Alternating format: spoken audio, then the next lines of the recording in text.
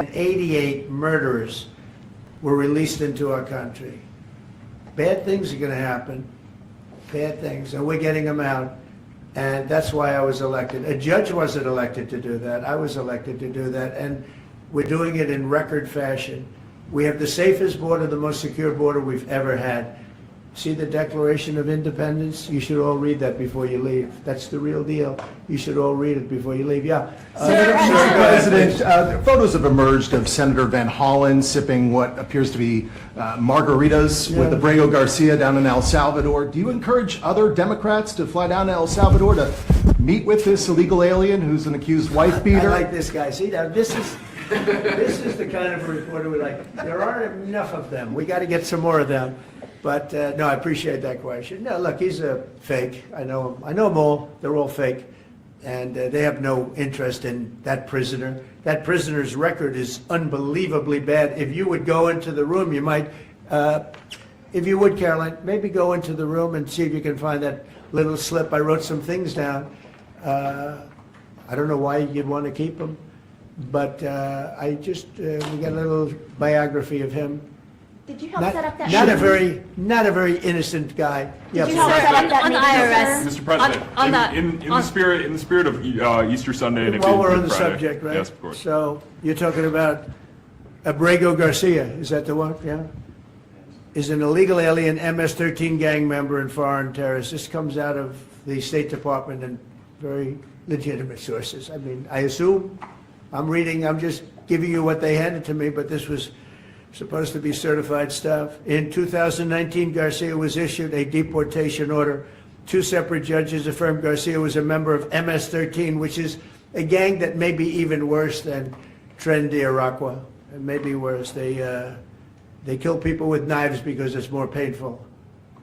Very famous for the knifing and killing of 2 young 16-year-old girls walking to school one day, and they sliced them up into little pieces and killed them. That's MS-13. And 2 separate judges affirmed Garcia was a member of MS-13. When Garcia was originally arrested, he was wearing a sweatshirt with rolls of money pouring out, an MS-13 gang symbol that he was driving with 2 other known violent MS-13 gang members, 2 of the most violent members that we know of in the MS-13 gang of thugs.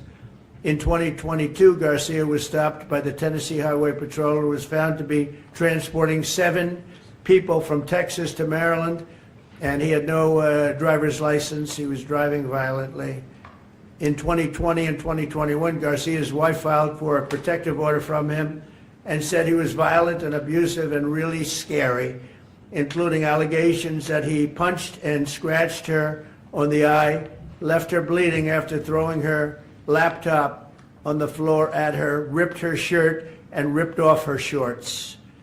He then grabbed her arm, leaving very severe marks. Garcia's wife also wrote in court, "At this point, I am afraid to be close to him. I just don't want to be close. I have multiple photos and videos how violent he can be and all of the bruises that he's left on me."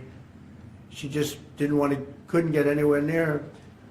This is the man that the Democrats are wanting us to fly back from El Salvador to be a happily ensconced member of the USA family.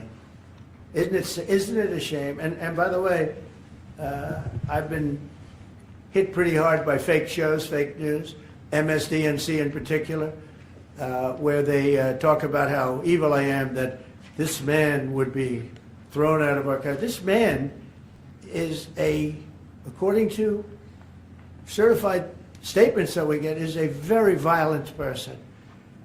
And they want this man to be brought back into our country where he can be free and to stay as a happily Maryland, they call him the Maryland man. He's a Maryland father. No, this is a violent person. Who they don't talk about is that wonderful angel mom who lost her daughter, who had 5 beautiful children, and she was killed violently.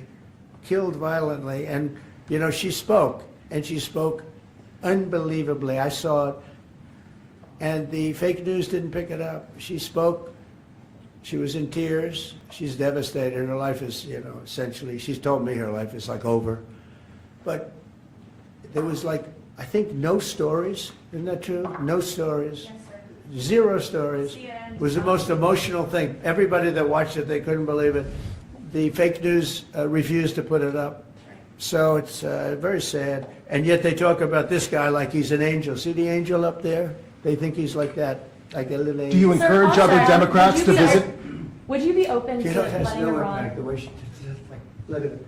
No impact. It's just like unbalanced when you do that. Go ahead, what I would Sir, do. on Iran.